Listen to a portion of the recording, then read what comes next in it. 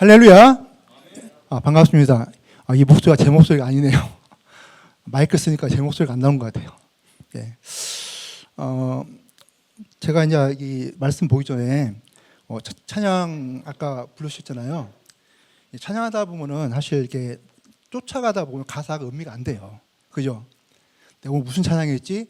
기억이 안 나는 것 같은데, 정말 오랜만에 이렇게 악보를 보고 찬양했는데, 악보를 보니까 가사가 이게 들어왔는데 굉장히 은혜로웠어요. 그래서 오늘 제가 하고자 하는 것과 거의 한 90%가 이렇게 좀 교차하는 것 같아요. 그래서 이 찬양 가사로 오늘 메시지를 대체하겠습니다. 그거 아니고요. 여러분 그 기뻐진 삶을 주께라고 아까 부르셨잖아요. 혹시 이거 가사 띄울 수 있어요? 가사만? 안 돼도 관계 없고요. 근데 저는 이 가사가 너무 은혜로워가지고 한번 제가 읽어보겠습니다. 아마 기억이 없을 것 같은데, 은혜로 날 보듬으시고 사랑으로 품어주셔도 내 마음 한 자락도 지키지 못하는 이 모습 부끄럽습니다. 따스한 곁을 내어주신 주님 앞에 나아갑니다. 표현 못할 긍휼로 나를 붙드시는 주 이름만 바라봅니다. 그 다음에 이제 이 후렴이 되게 마음에 와닿았어요. 비에 보면은 매일 마주한 슬픔을 견뎌나가며 주 예수의 마음을 닮아가네. 그러면서 신실한 소망을 깊이 담으며 주 예수의 풍요를 채워가네. 두려운 걸음마다 주가 동행하니 주 의지하며 오늘을 걷네. 주님의 자녀로 명예를 지켜가며 깊어진 삶을 주께 드리네. 이 고백이 오늘 저희 말씀하고 딱 상통하는 거예요. 여기 보면은 매일 마주한 슬픔을 견뎌 나간다고 돼 있잖아요. 하시기에 너무 팍 와닿았어요, 마음에. 그러면서 또 이거 보면 두려운 걸음마다 주가 동행한다는 말 자체가 또 와닿았고요. 그래서 이 가사가 너무 좀 마음에 와닿았고요. 두 번째도 아마 이게 주 이름 찬양, 저는 처음 듣는 찬양인데 처음이 아니고요. 이거 외국곡 많이 들은 것 같아요. 이게 외국곡이잖아요. 근데 우리 가사로는 처음 불러봤는데 멜로디는 알겠는데 가사는 오늘 처음 들어봤는데 되게 마음에 와닿았던 것 같아요. 이거 보면은 주 이름 찬양, 풍요의 강물 흐르는 부유한 땅에 살 때 주님 찬양해. 그러면서 또 거칠은 광야와 같은 인생길 걸어갈 때도 주님 찬양해. 이렇게 나왔고요. 또 주 이름 찬양, 햇살이나 비주고 햇살이 나를 비추고 만물이 새롭게 될 때 주님 찬양해. 또 뒤에 보면은 가는 길 험할지라도 고통이 따를지라도 주님 찬양 이렇게 나왔거든요. 근데 이 항상 고통과 슬픔과 견디 이런 것들이 없는 건 인생이 아니에요. 없는 것은. 그래서 이 가사를 좀 여러분 음미하시면서 오늘 한번 본문 한번 볼까요? 본문 어디 나왔나요? 로마서 8장 31절부터 37절, 원래 39절까지인데 한번 볼게요. 또 성경도 안 가져왔더니 본문 띄워주지 않으면 안 됩니다. 본문 안 나오나요? 예. 같이 읽어볼까요? 시작.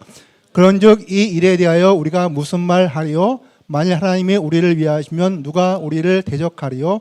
자기 아들을 아끼지 아니하시고 우리 모든 사람을 위하여 내어주시니가 어찌 그 아들과 함께 모든 것을 우리에게 은사로 주지 아니하시겠느뇨? 누가 능히 하나님의 택하신 자들을 송사하리요? 의롭다 하신 이는 하나님이시니 누가 정죄하리요? 죽으실 뿐 아니라 다시 살아나신 이는 그리스도 예수시니 그런 하나님 우편에 계신 자요 우리를 위하여 간구하시는 자시니라. 누가 우리를 그리스도의 사랑에서 끊으리요? 환난이나 공고나 핍박이나 기근이나 적신이나 위험이나 칼이랴. 기록된 바 우리가 종일 주를 위하여 죽임을 당케 되며 도살할 양같이 여김을 받았나이다 함과 같으니라. 그러나 이 모든 일에 우리를 사랑하신 이로 말미암아 우리가 넉넉히 이기느니라. 다음에 집에 가셔가지고 38, 39절 읽으셔야 돼요. 앞에 이제 보면은 볼까요? 한번 올라가 볼까요? 34절, 35절 한번 좀 올려주세요. 그 다음. 제가 여기 보면은 환난이나 곤고나 핍박이나 기근이나 적신이나 위험이나 칼이랴 쭉 나오잖아요. 또 뒤에 이제 보면은 뭐 사망이나 생명이나 높이나 기름 쭉 나오거든요. 천사나 권세자들이냐. 이게 사실 바울이 쓴 로마서잖아요. 근데 바울이 이렇게 쭉 선교를 하면서 다 겪었던 것들이에요. 이게 그냥 우리가 미사일구가 아니라 정말 바울이 복음을 전하 다니면서 겪었던 것들, 환란. 매를 맞는 거 뭐 수업 받고요. 감옥에 갇히기도 하고 벌거벗음, 굶주림 이런 것들이 다 바울이 실제 여기 있네 보세요. 자, 그다음 나오네 38절. 예, 볼게요. 자, 내가 확신하노니 사망이나 생명이나 천사들이나 권세자들이나 현대일이나 장래일이나 능력이나 높음이나 깊음이나 다른 아무 피조물이라도 우리를 우리 주 그리스도 예수 안에서 사랑해서 끊을 수 없다 했잖아요. 여기 있는 하나하나의 단어가 바울이 다 겪었던 것들이에요. 사망이라는 자체 마찬가지고. 이게 얼마나 이게 시간당 용어냐면 우리는 사실 별로 와닿지가 않잖아요. 보면. 근데 바울은 환란 한번 딱 하게 되면 그게 겪었던 그 삶이 다 있는 거예요. 실제로 돌에 맞아서 죽을 만큼 그 사람들이 죽은 줄 알았잖아요. 살아났어. 매를 맞는데 40의 강한 매를 맞잖아요. 돌로 침을 나가고 이런 것들이 정말 실제로 바울이 당했던 경험이거든요. 근데 사실 우리가 신앙생활하면서 사실 재미있다, 쉽다는 건 좀 거짓말 같아요. 여러분 중에 신앙생활 참 재밌어요. 너무 쉬워요. 이런 분 있나요? 공부는 그럴 수 있어요. 공부는 재미있고요. 쉬울 수 있어요. 그건 공감을 해요. 근데 신앙생활이 재미있다, 쉽다는 것은 참 마음에 공감이 안 돼요. 솔직히 말해서. 거짓말한 것 같아요. 왜냐하면 제가 그걸 공감이 안 되기 때문에.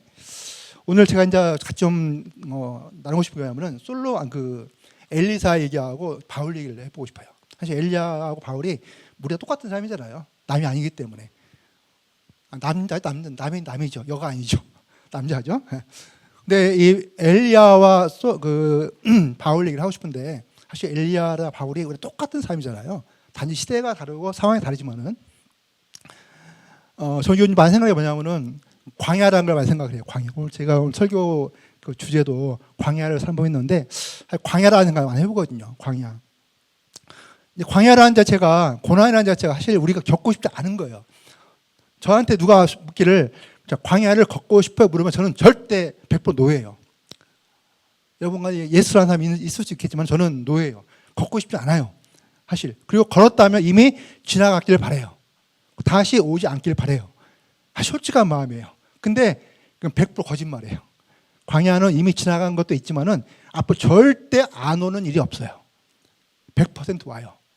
그 마지막 광야가 언제인지 아십니까? 언제일까요? 마지막 광야. 저는 죽음 직전인 것 같아요.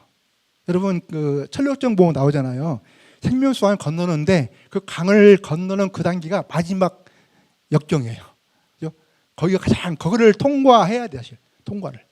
그걸 통과 못하게 되면은 안 되죠. 그래서 마지막 고난은 아마 죽음 직전. 우리가 흔히 말하는 세상을 보면 임종 직전이 되겠죠. 그때가 아마 마지막 고난, 마지막 광야라는 것 같아요. 여기 로뎀나무 선교회잖아요. 로뎀나무 좋아하세요? 로뎀나무 뭔지 아시죠? 저희 어릴 때는 이게 빗자루란 것이 빗자루. 이런 말 하면은 사실 아주 옛날 사람들이에요. 학교 청소할 때 빗자루를 했어요. 그 빗자루가 뭐냐면 쌀이 빗자루 아십니까? 요즘 보기도 힘들 거예요. 쉽지 않을 거예요. 쌀이 나무를 이렇게 묶어가지고 빗자루를 했어요. 그 쌀이 나무가 로뎀나무거든요. 그 쌀이 나무 이파리가 많죠? 없어요. 다 줄기 중심이야 이게. 그러니까 이게 비가 되는 거예요. 잎사귀 거의 없어요. 아카시아 나무보다 또 못한 거잖아요. 그게 로뎀나무라고 하더라고요. 저도 로뎀나무 본 적 없는데 쌀이 나무는 많이 봤기 때문에 알아요. 아는데 그 쌀이 나무가 로뎀나무인가? 그럼 그거 뻔한 건데 그 이파리 키도 제가 아는 우리가 아는 그 쌀이 나무는 키도 크지 않아요.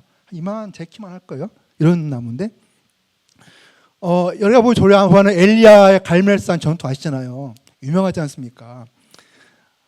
갈멜산 450명의 바알 선지자와 1대 450 해가지고 이겼잖아요. 얼마나 영웅이에요, 영웅.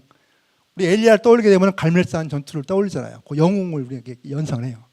영웅을. 근데 그 전투까지는 좋았어요.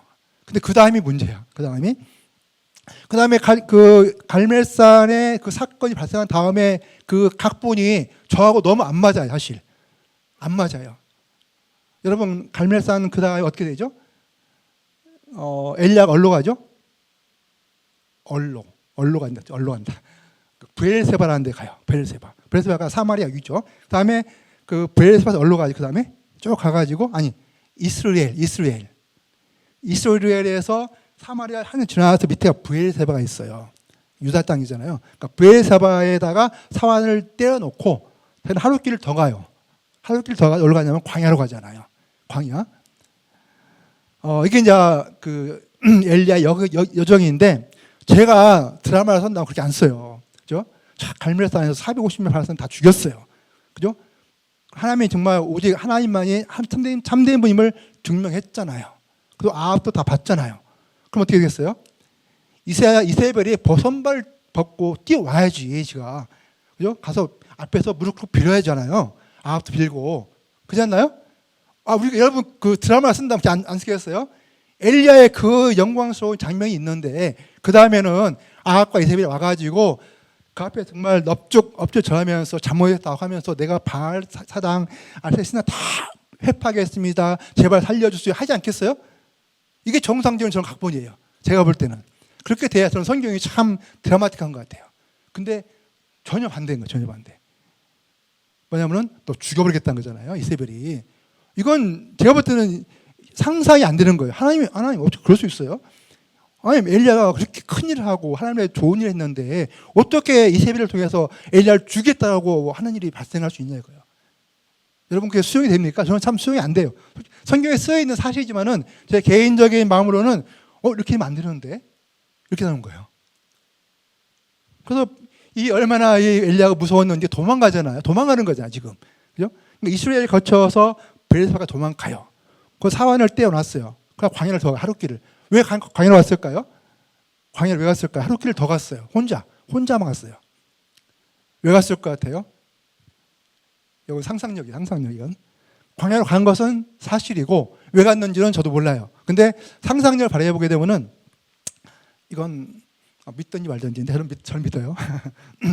분명히 아마 아합과 이세벨이 엘리야를 잡으려고 사람들 보냈겠죠. 안 보냈겠어요? 사기가 충천해가지고 반드시 잡아 죽여야지. 군대를 보낼 수 있겠죠. 군대가 막 올 수 있잖아요. 근데 브엘사바는 성읍, 도시예요, 도시. 거기기 때문에 뭐 잡기 쉽잖아요. 그러니까 사환은 남겨뒀어. 당연히 어려면 사람들이 접근할 수 없는 광야까지 도망간 거예요. 설마 광야는 못 오겠지. 그죠? 사람이 살 수 없는 곳인데, 사람이 거칠 수 없는 곳인데 설마 광야까지 오랴라고 하는 마음으로 아마 광야까지 갔을 거예요. 가다 보니까 얼마나 힘들겠어요. 광야 가서 거기에, 그죠? 얼마나 힘들겠어요. 그러니까 가서 막 탈진했겠죠. 근데 거기 광야에 무슨 남아있겠어요? 무슨 그렇게 막 남아있겠어요? 쌀 남아 이만하겠는데 거기도 딱, 그것도 고마운 거죠. 그 광야에서 그 로뎀나무 있는 것도 얼마나 감사하겠어요. 그래서 얘는 더 이상 못 가겠다. 차라리 날 죽여달라. 죽는 게 편하겠다. 아마 그런 심정이었을 것 같아요. 그렇지 않았을까요? 엘리야가? 저는 그런 심정이었을 것 같아요. 그러니까 광야까지 도망간 거야. 여기까지 못 쫓아가겠지. 마치 야곱이 에서를 만날 때 어떻게 했어요? 막 자식들을 보내고 예물 보냈잖아요. 자기는 뒤에 쳐졌잖아요. 왜? 얘들이 죽어도 난 살아야지. 이런 어떤 얄팍한 마음처럼 아마 엘리야도 광야를 혼자 하루 가지 않았을까 생각 들어요. 그만큼 사실 그 엘리야의 인간적인 모습이에요. 인간적인 모습이에요. 과거의 그 갈멜산 영웅적인 모습은 없어요. 안 보여. 저는 갈멜산에서의 엘리야의 모습은 거의 초인적인 모습이에요. 초인적. 그죠? 하나님 함께 하지 않으면 할 수 없는 거예요. 그 길에 등등한 선지자 앞에서 450대를 싸운다는 것은 이해 안 되는 거잖아요. 그것도 아합 왕도 있고. 근데 거의 초인적인 모습이에요. 근데 이 광야로 온 엘리야의 모습은요, 너무너무 초라한 모습이야. 자연인 엘리야야. 그죠? 자연인이 아니야. 뭐 어떻게 보면 그냥 평범하다 못해서 이제 아주 그냥 주눅 들어가지고 차라리 죽고 싶은 이런 정도의 나약한 모습인데, 이런 모습이 정말 저는 제가 바라는 것과는 다른 거죠. 바라는 것과. 그것이 신앙생활을 힘들게 만드는 거예요. 정말 신앙생활 하게 되면 막 팡팡 뚫려야 되고요. 만사가 형통해야 되고, 하나님의 영광 팍 능력을 행해야 되고, 모든 게 바뀌어야 되는 것 같은데 정반대가 되는 게 너무 많은 거예요. 제가 사도 바울 영화를 봤는데 그 유튜브에서 사도 바울 영화는 되게 많아요. 많은 것 때문에 각본이 있기 때문에 다 동일하지 않습니다. 제가 보면 그건 제가 본 영화 아닌데 그럴 수 있어요. 제가 본 영화를. 사도 바울이 이제 그 장면이 뭐냐면은 로마의 감옥에 갇혀 있는 거예요. 그러니까 바울이 순교당의 직전이에요. 직전. 순교를 당한 데가 네로 황제였잖아요. 네로 황제. 그러니까 로마에 막 화재가 나가지고 막 박해를 시작할 때요. 그러니까 이 사도 바울이 감옥에 갇혀 있는 상태예요. 그리고 거기 이제 브리스길라 아굴라가 로마 교회에 있는 상태고, 근데 거기에 굉장히 많은 문제가 있으니까 누가를 보내가지고 바울에게서 편지를 받아오게 하는 거예요. 이게 누가가 로마인이라고 하기 때문에 이 감옥에 들어갈 수 있는 권리를 받아요. 유대인은 안 되겠지만은. 그냥 계속 이제 가서 바울한테 묻고 이런 과정이 나오는데 그 간수장 있잖아요. 감옥 간수장. 간수장은 로마의 관리잖아요. 그 드라마에 보게 되면은 이 간수장의 딸이 있어요. 외동딸이죠. 외동딸이 이제 병에 걸려가지고 많은 의원들을 불렀는데 이게 치료가 안 돼요. 죽기 직전이야. 그런 내용이 나오고, 근데 이제 이 로마 그 당시 뭐냐면 여러분 이건 역사적 사실입니다. 로마 원형 경기장에다가 경기를 하잖아요. 경기를 하면은 이 그리스도인을 풀어놓아. 그죠? 거기 뭐예요? 그냥 동물에게 짐승에 잡혀 먹히는 거잖아요. 실제로 막 사람을 잡아다가 가로등에 이렇게 묶어놓고 태우는 거예요. 그 사람이 타가지고 가로등 역할을 하는 거예요. 실제로 이 로마 박해 시대에는. 그러니까 이제 이 간수장이 이제 마지막 그 간장 와이프가 내 딸 죽였으니까 살려내라고 막 이제 아우성을 치지 않겠어요. 그러니까 이제 이 바울이 그런 말이에요. 혹시 이 누가가 의사인데 저가 당신의 딸을 고칠 수 있는지 모른다 이런 말해요. 근데 설마 이 사람 뭐 그냥 이런 거죠. 그 간수장의 와인을 부르는 뭐냐면은 간수장 당신이 그 바울에게 호의를 베풀기 때문에 우리의 신들의 노예 가지고 얘 딸을 죽게 한다고 이렇게 이제 믿고 있는 거예요. 여러분 그 이해 안 되시죠? 근데 그게 로마 당시에는 그게 다 일반적인 거예요. 신들이 노하게 되면요, 신이 저주를 해요. 그래서 막 신을 갖다 기쁘게 하게 해서 어떻게 합니까? 뭐 춤도 추고요, 자기 목을 막 자해도 해요. 그죠? 노여움을 풀라고. 이게 이제 신들에 대한 자기 예의가 되는 거죠. 그러니까 간수장 당신이 바울에게 호의를 베푸니까 우리 신이 노예가지고 얘를 죽이는 거라고 이렇게 생각하니까 바울이 말하는 걸 듣겠어요? 바울의 함께한 사람은 도움을 받겠어요? 안 받잖아요. 근데 너무 이제는 마지막 기회니까 내일은 뭐냐면 원형 경기장에서 경기가 있는 날이에요. 그러니까 로마 그 바울이 갇힌 감옥에 많은 그리스도인도 같이 있는 거죠. 내일은 이제 원형 경기장에서 경기가 있어요. 그리고 바울이 이제 마지막 그 간수장은 딸은 죽어가요. 그래서 간수장이 이제 이 누가를 초대해가지고 딸한테 데리고 가서 하는데 그 대사 보면은 다행히 누가 말하기를 이건 내가 고칠 수 있는 병이라고 그래요. 고쳐요. 실제 살아나죠. 드라마입니다. 영화예요. 거기는 좋아요. 거기까지는 얼마든지 좋아. 박수야. 근데 그 다음에 문제인 거예요. 제가 생각은 뭐냐면은 간수장이 누가가 바울이 소개시켜준 의원 누가를 통해서 딸이 살았으니까 내일 원형 경기장의 경기는 취소해야 되잖아요.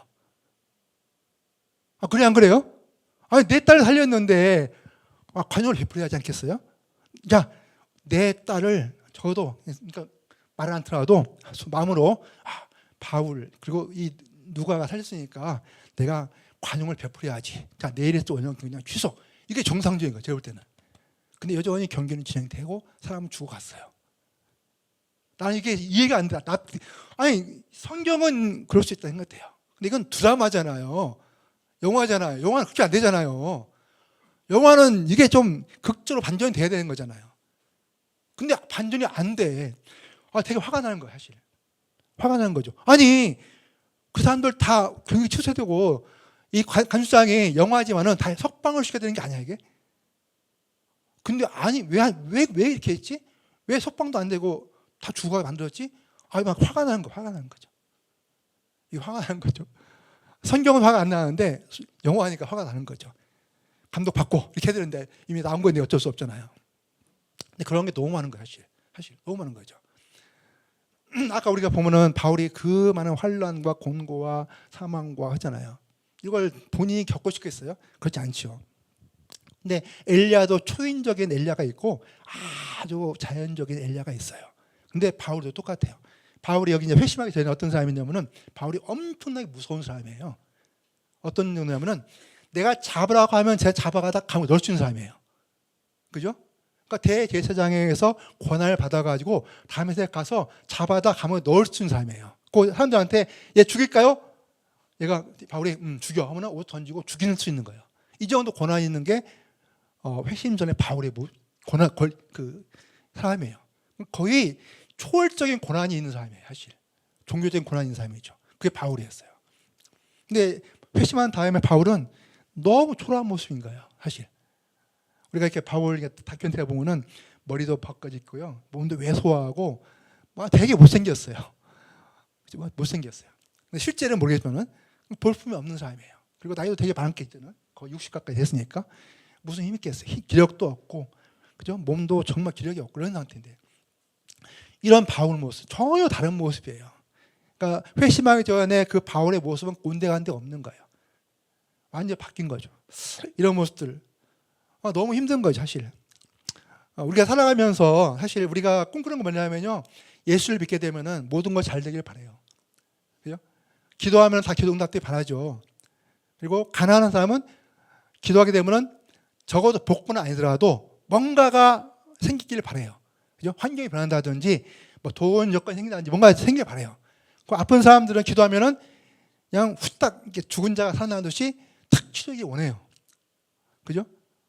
우리 그런 거 아니면 기도가, 내 기도 내용 보면은 건강에 대한 거, 어떤 부유함에 대한 거, 어떤 소유에 대한 거, 성공에 대한 거, 이런 거 아닌가요? 자녀들 잘 되는 것들, 이런 거죠 다. 그죠? 죽을 때 편안히 죽는 거.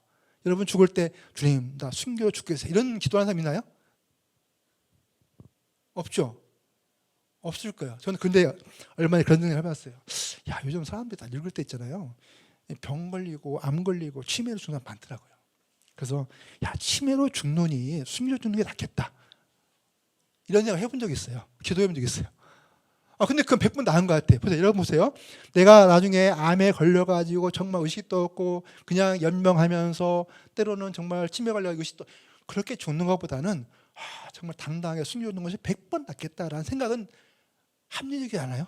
합리적이죠. 합리적인데 머리로는 이게 수용이 안 되죠. 왜? 죽으니까. 죽는 건 똑같아요. 죽는 건 똑같아요. 그죠? 이렇게 죽으나 이런 똑같이 죽는 거예요. 그죠? 근데 잘 따지고 보면요, 순교 죽는 것이 100번 이득이에요. 그죠? 순교 죽으라는 게 아닙니다. 그죠? 그런 게 따지고 보면 우리는 대개 있잖아요, 허상을 많이 믿어요. 허상을. 그죠? 신앙도 똑같은 것 같아요. 아까 말했지만은 고난이라는 거 있잖아요, 절대 겪고 싶지 않아요. 솔직히 말하면은. 예수님께서 40일 금식하셨잖아요. 그리고 어디로 가셨죠? 그리고 금식한 후에 광야로 갔잖아요. 광야 가서 시험을 받으시잖아요. 근데 광야로 가신 그 시험 받은 사건이 세 군데 나오거든요. 마태복음, 마가복음, 누가 요한 어디죠? 평소에 성경 안 보시는군요. 누가복음. 근데 재밌는 거 뭐냐면요, 마태복음하고 누가복음은 예수께서 성령에 이끌려 광야로 가셨잖아요. 그러니까 성령에 이끌려서 광야로 갔어요. 근데 마가복음은 그렇게 기록 안 했어요. 뭐라고 했을까요? 마가복음은 굉장히 좀 무서운 표현을 써요. 성령이 예수를 광야로 몰아내서 이렇게 나와요. 이게 몰아내서 영어로 보면 캐스트 아웃이거든요. 여러분 귀신 쫓을 때 나가잖아요. 그다가 똑같은 표현이에요. 이게 되게 무서운 표현이에요. 아니, 성령이 예수를 광야로 몰아냈다는 거예요. 이런 표현이 나온단 말이에요. 근데 왜 마가복음에서는 다른 표현과 달리 성령에 이끌린다는 표현을 쓰지 않고 광야를 몰아냈다는 표현을 썼을까? 왜? 그 마가복음 특징이 있잖아요.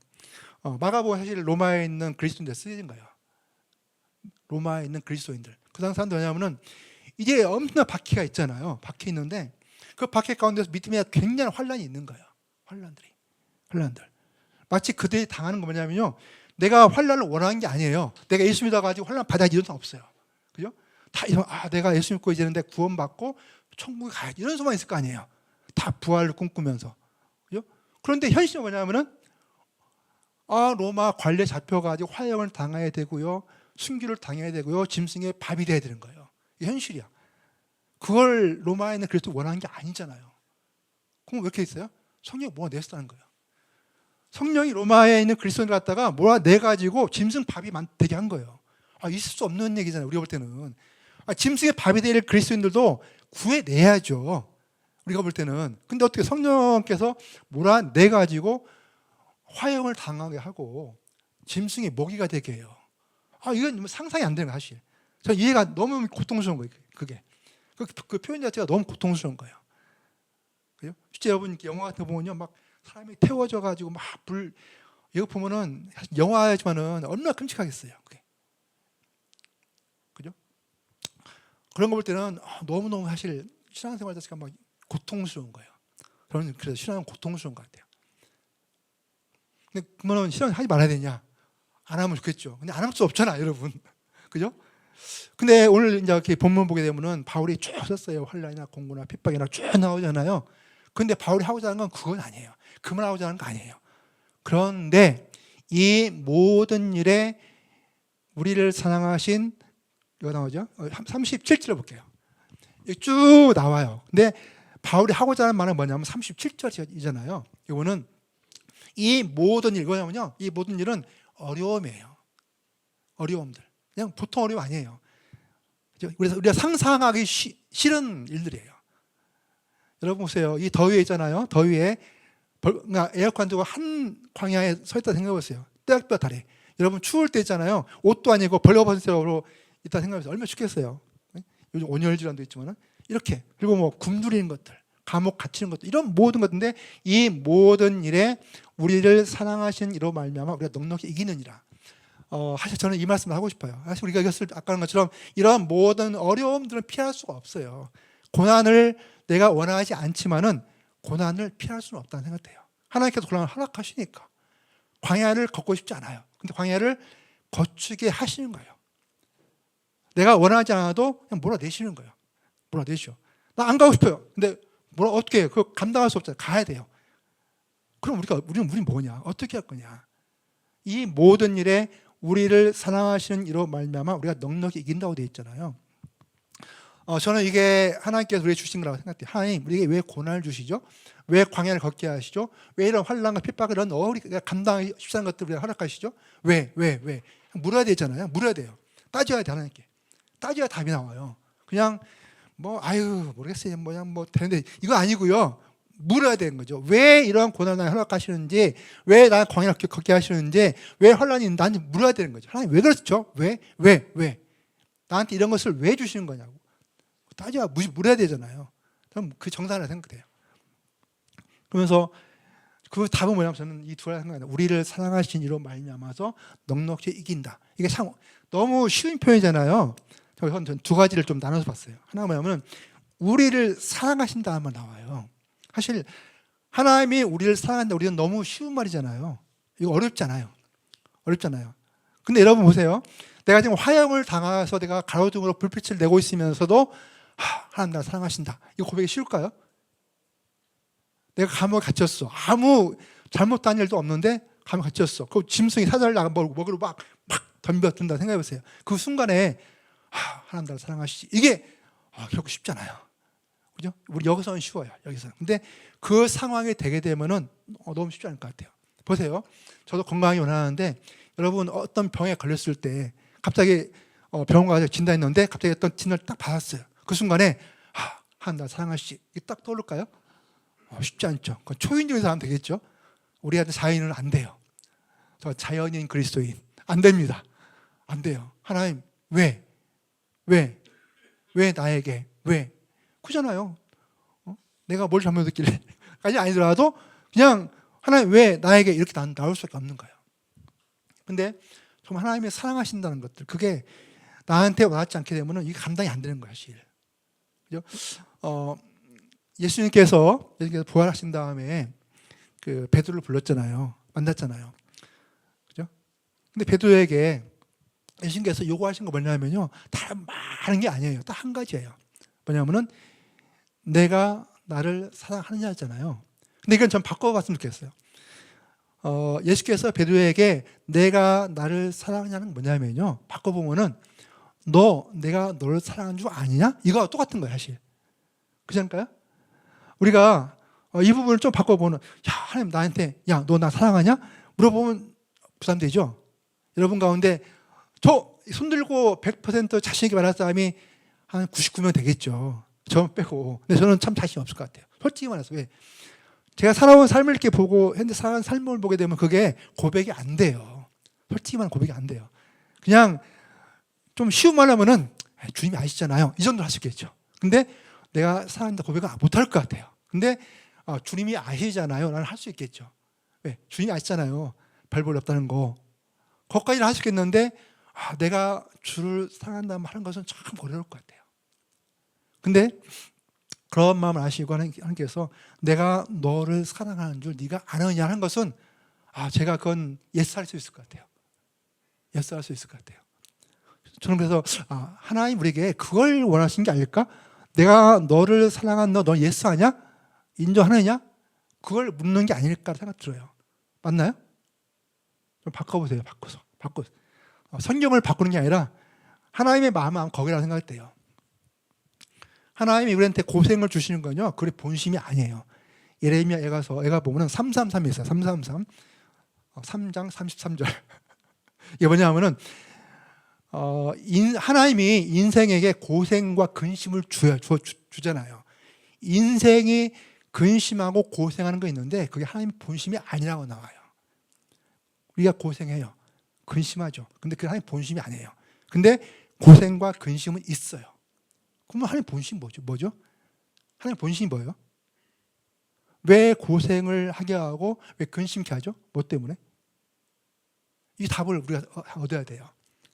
왜죠? 왜? 잘 모르겠어요. 근데 그 쭉 읽어보게 되면은 이런 말이 나와요. 내가 내게 가까이 하는 거예요. 하나님 가까이 하는 거. 그리고 하나님이 우리에게 원통함을 풀어주는 거예요. 그 두려움이 없이 하는 거예요. 여러 가지 좀 다른 나오잖아요. 두려움. 우리가 고생하고 근심하고 뭐냐면 두려움이에요. 사실 두려움이죠. 여러분 가난하게 된 거 뭐가 문제인가요? 두렵잖아요. 그죠? 두려운 거죠. 병들면 뭐가 문제죠? 두려워요. 그죠? 전쟁 나면 뭐가 문제죠? 두려워요. 두려움이에요. 두려우면 우리 근거에 다 깔려 있어요. 깔려 있어요. 그죠?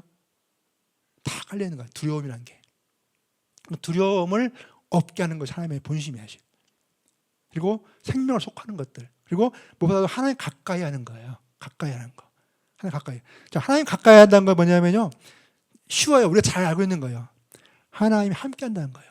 임마누엘이에요. 임마누엘. 여기 보면은 자, 우리를 사랑하신다고 했잖아요. 여기 우리가 이건 개혁 개념인데 여러분 새 번역 또 쉬운 성경 보면 좀 더 나와요. 우리를 사랑하신 이게 나와요. 우리를 사랑하신 그리고 우리를 사랑하신 하나님을 힘입어 이렇게 나와요. 좀 구분해 볼게요. 하나님이 우리를 사랑하셨다. 이게 나온 거죠. 하나는. 이거 여러분 인정하시죠? 이거 인정을 해야 이게 기본이에요. 하나님이 우리를 사랑하셨다. 그리고 하나님 우리를 사랑하신다. 그게 우리를 사랑하시니에요. 우리를 사랑하시는. 그리고 그게 현재형이에요. 현재형.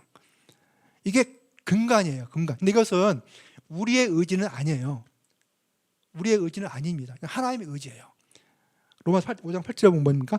우리가 연약할 때 아직 죄인 되었을 때 하나님께서 그 아들을 보내심으로 뭐라고 했어요? 우리에게 대한 자신의 사랑을 확증하셨느니라 했어요. 확증, 실증. 그죠? 보여준 거예요. 이건 우리가 로마서 5장 8절 쓸 때 우리가 태어나지도 않았을 때예요. 그죠? 우리가 존재하지도 않았을 때예요. 근데 이미 그때 바울이 말했어요. 하나님이 우리 사랑해서 가져 보냈어. 그죠? 이건 변할 수 없는 사실이에요. 하나님이 우리를 사랑하셨다 해서 변할 수 없는 진리예요. 변할 수 없어요. 내가 부인해도 어떻게 변할 수 없는 거예요. 하나님의 뜻이 하나님의 의지예요. 근데 뒤는 우리의 의지예요. 근데 우리를 사랑하신 하나님을 힘입는 거예요. 하나님을 힘입는 건요, 내 할 일이에요. 그죠? 자, 그러니까 이런 많은 환난과 역경과 고난과 모든 문제가 있어요. 그죠? 핍박도 박해도 있어요. 사망에 대한 것도 있어요. 이런 모든 건데 그거 내가 하신 건 하나님을 힘입는 거예요. 힘입는 거. 하나님이 왜 우리를 광야를 걷게 하시고 고난을 주실까? 저는 하나님을 아까 찬양했잖아요. 주를 의지하는 거죠. 하나님을 의지하는 거예요. 하나님이 힘입는 거죠. 이게 재미있는 표현 같아요. 힘을 입는다는 거잖아요. 힘이 그냥 뚝 떨어진 게 아니에요. 힘을 입는 거잖아요. 우리가 옷을 입는다면 옷을 입는 것처럼 힘을 입는 거예요. 그러면 그 근본은 하나님께로부터 오는 거잖아요. 이게 하나님의 힘을 입는 건데 이걸 좀 더 쉽게 말하면 하나님이 함께 하시는 거예요. 하나님 함께 하시는 것들. 우리가 좀 더 쉽게 말하면 임마누엘. 그 시편 23편 뭐 이런 말 있잖아요. 사실 우리는 사망의 음침한 골짜기를 걷고 싶지 않아요. 그죠? 그 원수 앞에 서고 싶지 않아요. 그런 상황 우리는 원하지 않아요. 그런데 시편 23편 보면 사망의 음침한 골짜기를 다닐지라도잖아요. 원치 않지만은 혹 그런 사망의 음침한 골짜기를 걷는다 할지라도 두려워하지 않는 것은 주께서 나와 함께 하심이라고 했잖아요.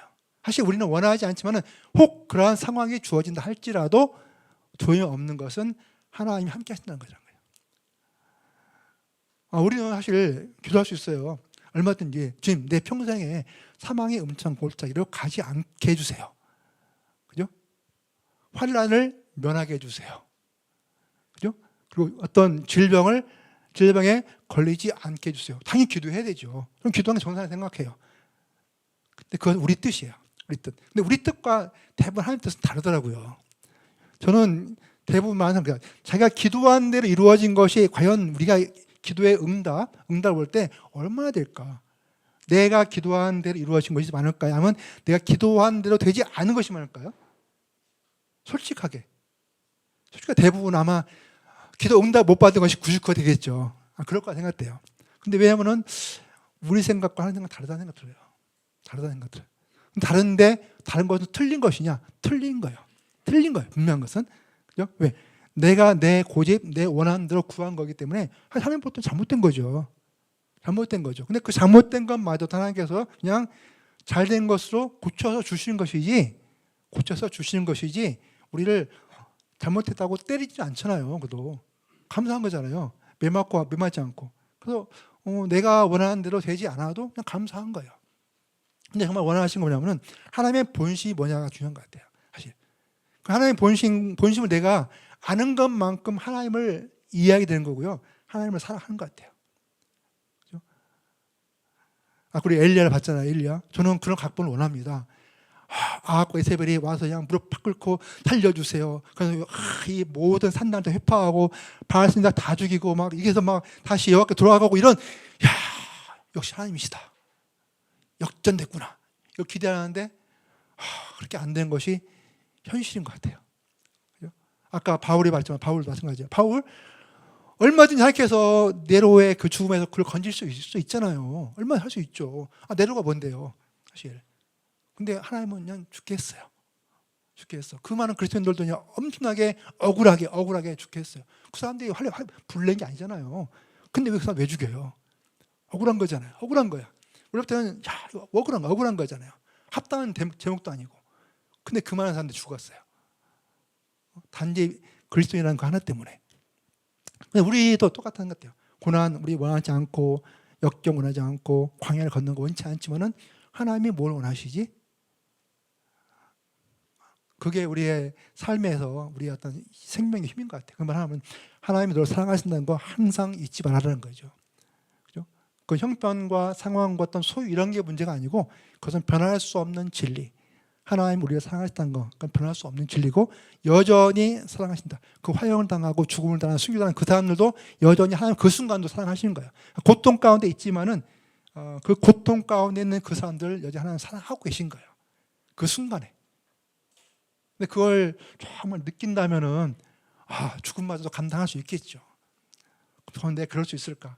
사실 끔찍하지만은 그걸 우리는 사실 닮아가는 거예요.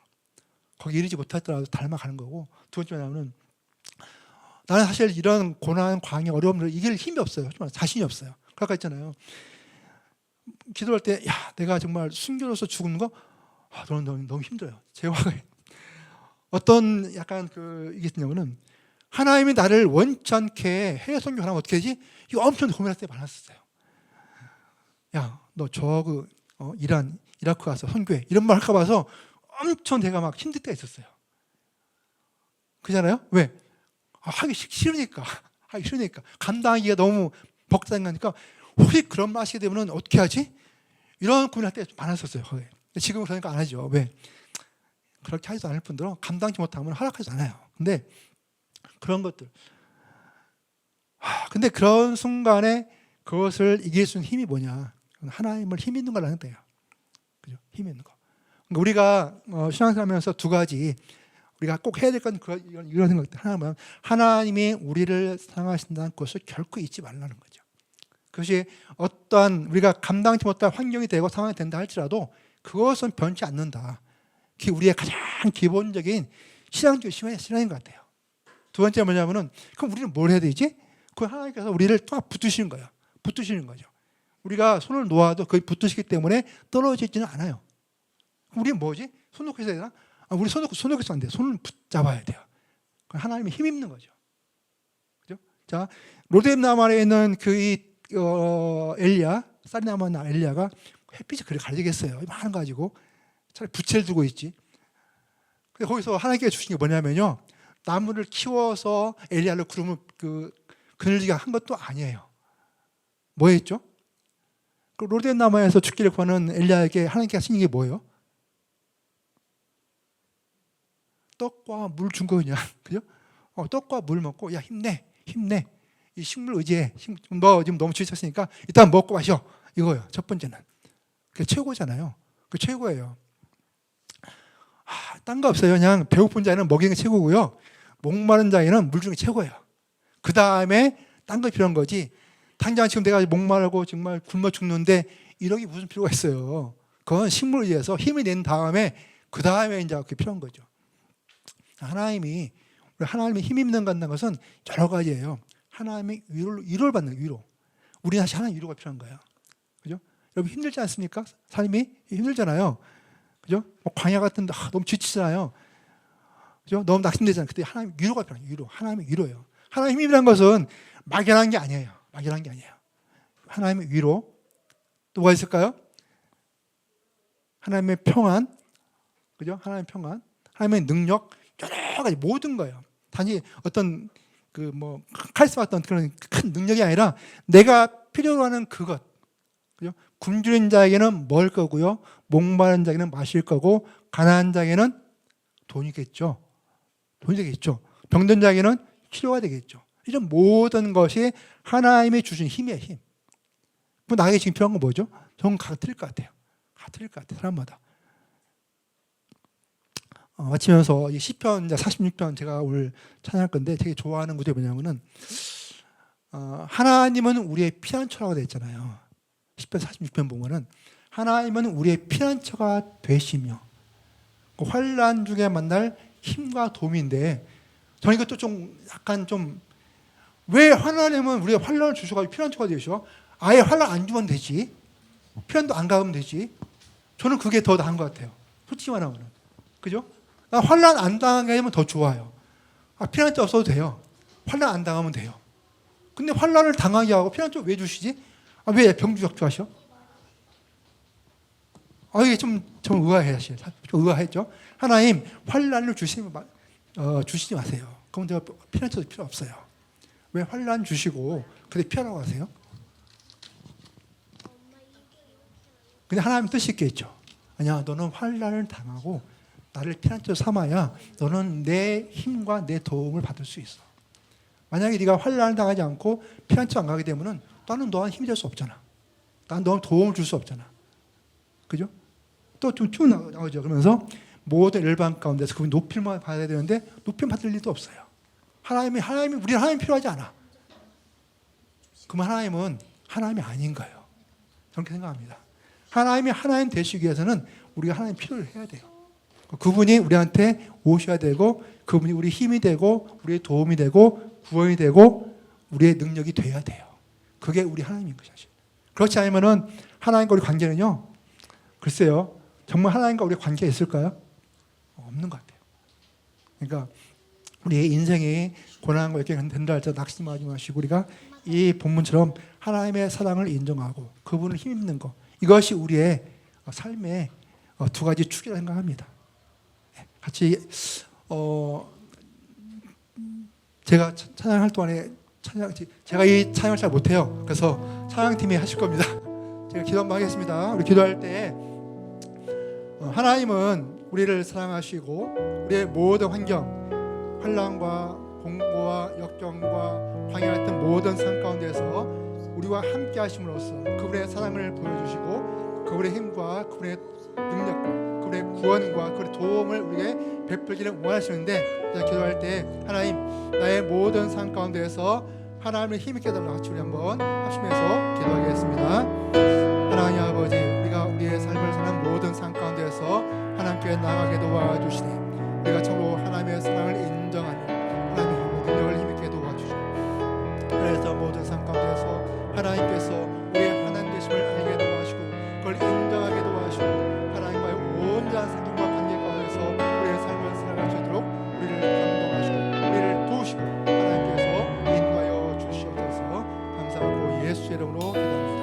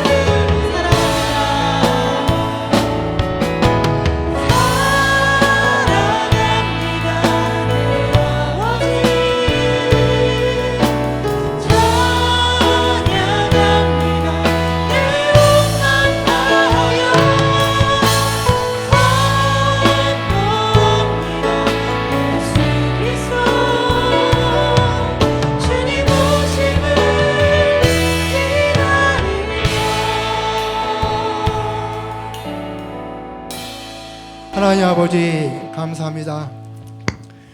하나님께서 우리의 삶 가운데에서 때로 우리가 환난 가운데 있고 또 공고한 가운데 있고 우리가 감당하기 어렵고 또 우리 원치 않는 상황과 환경 가운데 있다 할지라도 우리의 믿음은 더 주를 앙망하게 도와주시고 여전히 하나님께서 그 가운데에서 우리를 사랑하고 계시는 것을 인정하며 우리의 믿음을 견고히 함으로써 하나님을 붙들게 도와주시옵소서. 그러므로 환난 중에도 하나님께서 우리의 힘이 되시며 우리의 도움 되시며 우리의 구원 되신 것을 날마다 삶 가운데서 경험하면서 넉넉히 이기는 우리 모두가 되게 도와주시옵소서. 감사하고 예수의 이름으로 기도합니다. 아멘. 자, 같이 주신 기도하겠습니다. 하늘에 계신 우리 아버지여, 이름이 거룩히 여김을 받으시오며 나라의 임하옵시며 뜻이 하늘에서 이룬 것 같이 땅에서도 이루어지이다. 오늘날 우리에게 일용할 양식을 주옵시고 우리가 우리에게 죄 지은 자를 사하여 준 것 같이 우리 죄를 사하여 주옵시고 우리를 시험에 들게 하지 마옵시고 다만 악에서 구하옵소서. 나라와 권세와 영광이 아버지께 영원히 있사옵나이다. 아멘.